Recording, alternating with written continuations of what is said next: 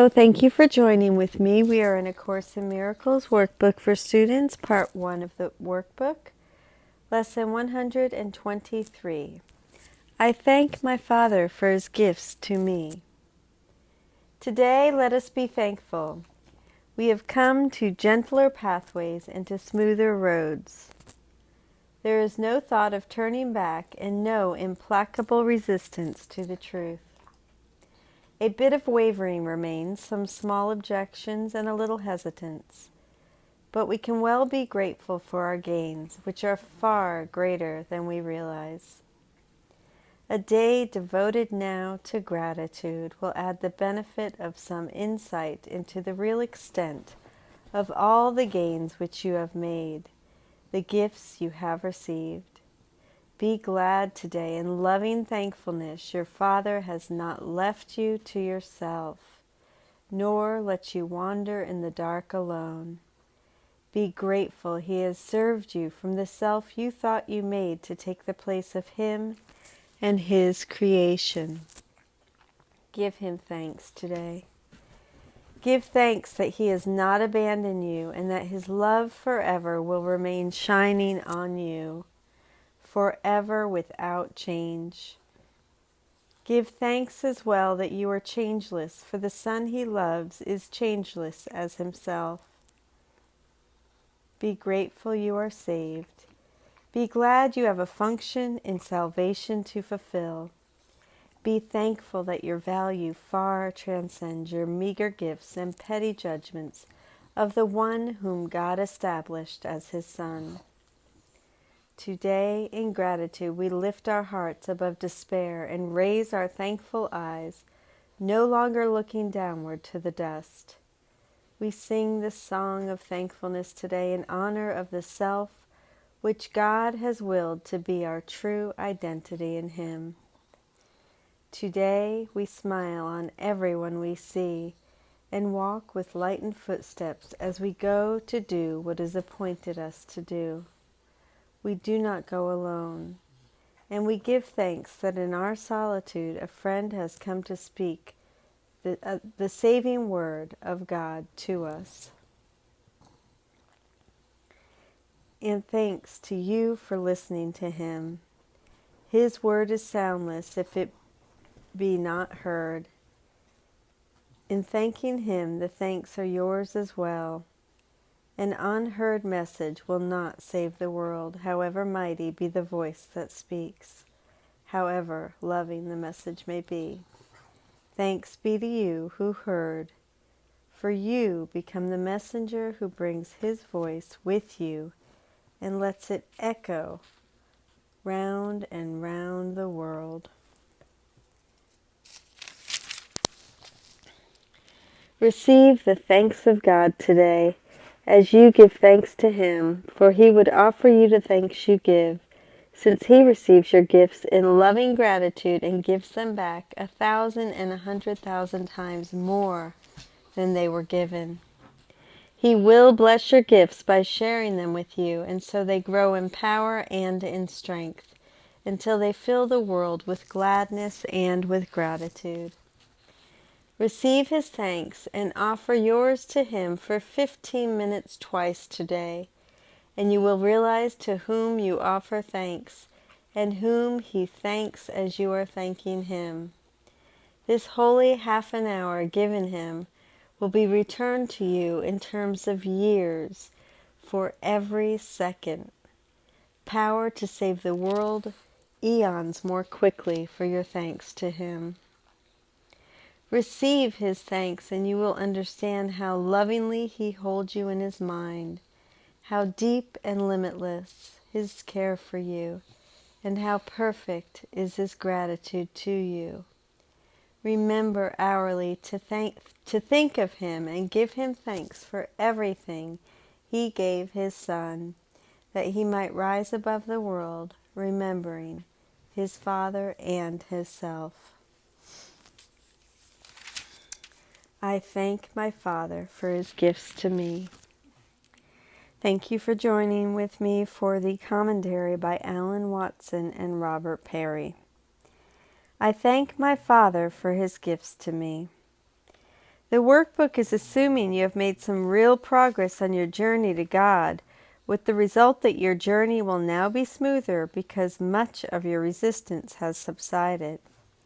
You are to devote today to giving thanks for these gains.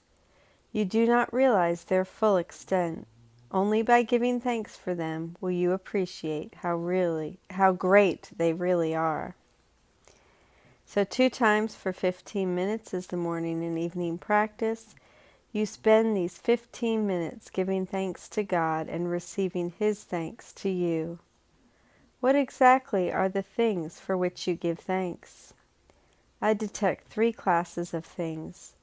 First, God's gifts to you in heaven, His eternal love for you, the fact that He created you changeless so that none of your mistakes can taint your identity.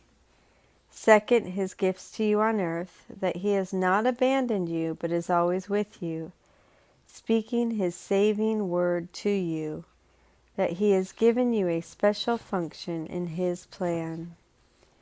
Third, the gains you have made as the result of His gifts, the fact that the Holy Spirit is gradually saving you from your ego. You also spend time receiving God's thanks to you. What exactly is He thanking you for? He is thanking you for hearing His message, applying it, and speaking it to others. He is thanking you for healing others through your demonstration of greater sanity, health, and security.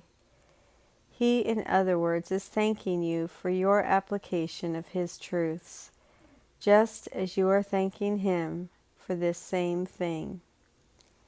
Take time to open your mind to the idea that God is not judging you but thanking you wholeheartedly and with total sincerity, and that His thanks to you and yours to Him join as one.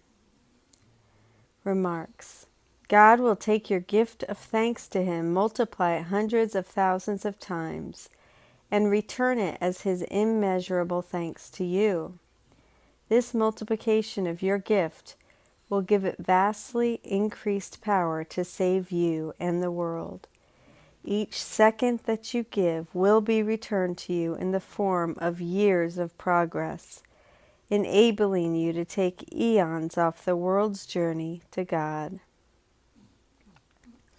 Frequent reminders every hour for an unspecified time. Repeat the idea and spend some time thanking God for all His gifts to you. Today's lesson causes me to reflect on all of my Father's gifts to me, personally. I think that this is what is intended to do for each of us. I think that is what is intended to do for each of us, sort of a day to count your blessings. So bear with me as I share some of my personal reflections with you, and take it as inspiration to do the same for yourself. I think I've been on a spiritual journey most of my life, perhaps all of it. I can remember certain incidents as a very young boy that seemed to say my direction was already set, way back then. I wrote a poem once for my babysitter. I think I was in 2nd grade at the time.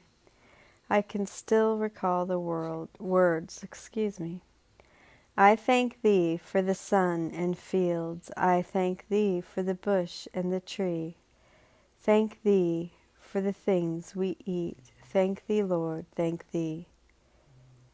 I remember I think I added some words to that, so please forgive me. I remember one Monday after school when I was about 10, gathering 3 of my friends around me on a street corner and trying to explain to them why I was so impressed with the Sunday school lesson I'd heard the day before. It was a lesson on, I can't say that word. So, cast thy bread upon the waters, for thou shalt find it after many days. I was so struck by the principle involved that what you give comes back to you, and that our wealth could be measured by how much we give rather than what we acquire. It is a message that I heard again very clearly many years later in the course. I had a deep spiritual hunger and desire for God all through childhood, although I veered off in other directions for some time, getting into trouble for youthful pranks, even police trouble, and being horribly embarrassed at being caught shoplifting by a store owner who had offered me a summer job, which of course I did not get. I had experiences of what I would now call a holy instant several times, a sense of the nearness of God, and yet I couldn't seem to find Him most of the time. At 16, I had a born-again experience, and I became for the next 22 years a fundamentalist Christian, although never firmly aligned with any religious denomination. Something kept me breaking out of all the molds people tried to cast me into. I read the mystics, I read the heretics, as well as the Bible. I didn't want anyone to draw me a map of the New Jerusalem. I wanted to walk its streets for myself. I spent years in a typical Western religious pattern, fighting against sin, as Jesus calls it in the Course. As he says in that sentence, it is extremely difficult to teach atonement that way. All through those 22 years I hungered for God. All through those 22 years I was miserable most of the time, disgusted with myself. All through those 22 years I wondered if I would ever make it.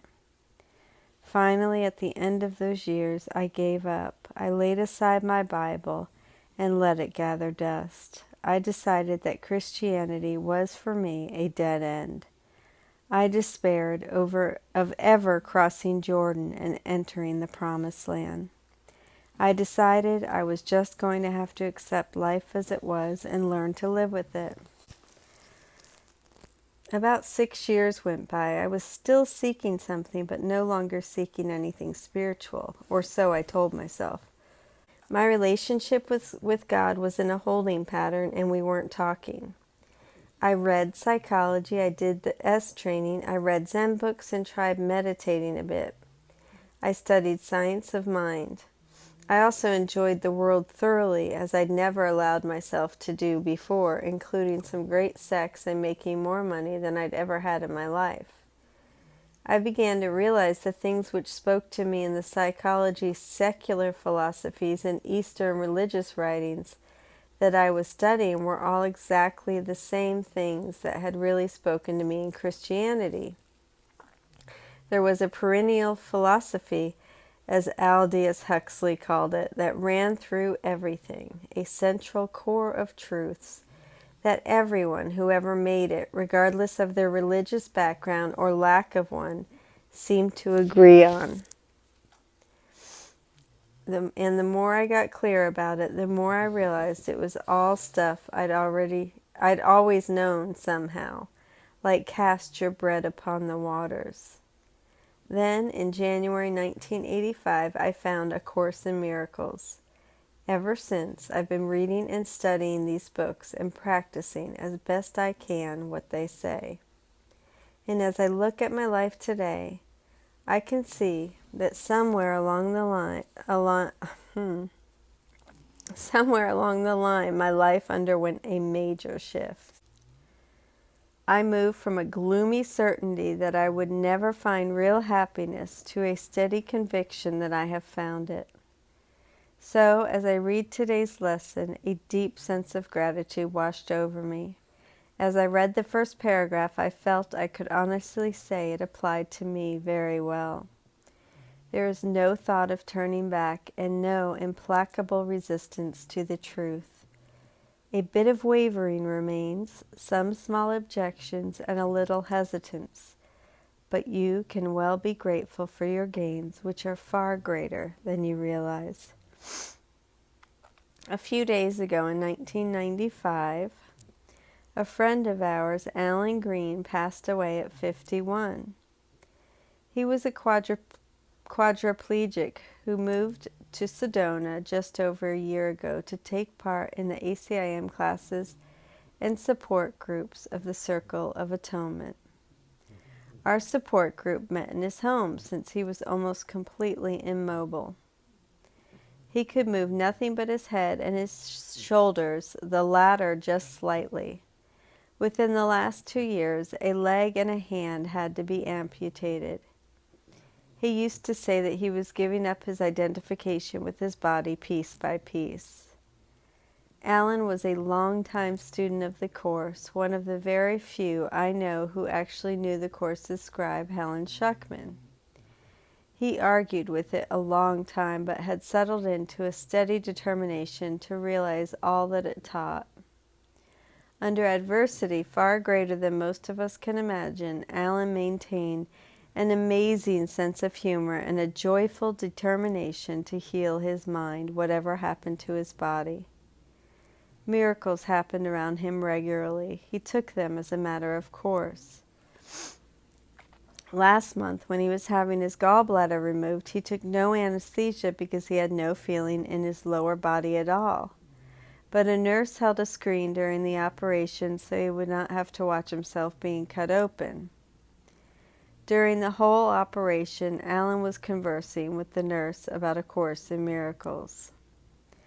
Last night, May 2nd, 1995, we had a memorial meeting for Alan. A very large number of people attended, and one after another shared how Alan had touched their lives, including a half-dozen or so of the professional caretakers who had administered to him over the last year. It became evident that Alan's life had impacted scores and scores of people. I am sure his gains were, as our lesson tells us, far greater than he realized. I know that Alan did not think of himself as particularly advanced. He lamented almost to the end. Sorry, I have dogs bumping into me. He lamented almost to the end about what a slow learner he was. Often he argued with his caretakers and had one or two walk out on him in a rage. He had his doubts, but from the evidence tonight in the people whom he loved and people who loved him, he had advanced much farther than he had thought. I hope that is true of me. I believe it is true of all of us. We cannot know now, although I'm sure we shall point it out at some point, all the positive impacts we have had on those around us with things as little as a smile, a small act of kindness, or a gentle, loving touch at the right moment. Perhaps, as it often was with Alan, nothing more than our laughter or making someone else laugh. Last Thursday, when Alan was in the hospital, we paused in our ACIM evening class and had a few minutes of silence for him. The next day, the day before he died, one of our students phoned him in the hospital and told him about our minutes of silence. Alan said, "It would have been more appropriate if you had a few minutes of telling jokes." Let me then, today, take time to express my gratitude to God for all His gifts to me. I thank Him for this course, which has become my certain way home. I thank Him for the relief from all those years of quiet desperation. I can so relate. I thank Him for that when I wandered off, He never deserted me. I am so grateful for His Spirit within me, my guide and teacher, and for all the loving friends and companions on the journey He has brought my way, especially tonight for Alan. I am so grateful for all of you and for the opportunity He has given me to share with you all and to receive from all of you. I thank Him that I am beginning to remember myself. I thank Him for the steadily increasing assurance that I will find my way that I will find my way all the way home. I thank my Father for His gifts to me. And I just wanted to comment because I'd like to thank Him for Brenda Ann, who transitioned yesterday. She was one of the teachers of God, and she was a light in my life and so many others, I'm sure. And I can so relate to, this was Alan Watson's writing, and I apologize for my reading quality tonight. I'm a little bit run down. But I notice when I get tired, I jumble up more words, and I think I mumble more, so please forgive me. And the underlying truth in all religions, I studied religion, and I did my grand search like Alan, and gosh, I participated in a multitude of different religions searching for God before I picked up A Course in Miracles, so I can so relate to that as well. And I'm so grateful. I am going to do a 15-minute meditation for us. It's a good thing I don't have to speak for that one. And I love you, and I'm so grateful for you, all of you who join with me to listen and read with me. You can even mute it and read with me. For lesson 123, I thank my Father for his gifts to me. And these little munchkins, okay, that's Myrtle, Bentley, they're laying right beside me, and Greta. Greta gets mad, so she turns her back because she likes to be next to me, and then Bentley pushes her off, and then Myrtle lays on top of Bentley. And they are definitely gifts to me. All right, I love you. Thank you. I have so many gifts, everything. I've been thinking today, it's really funny how prominent the fact how abundant my life is, you know. Oh gosh.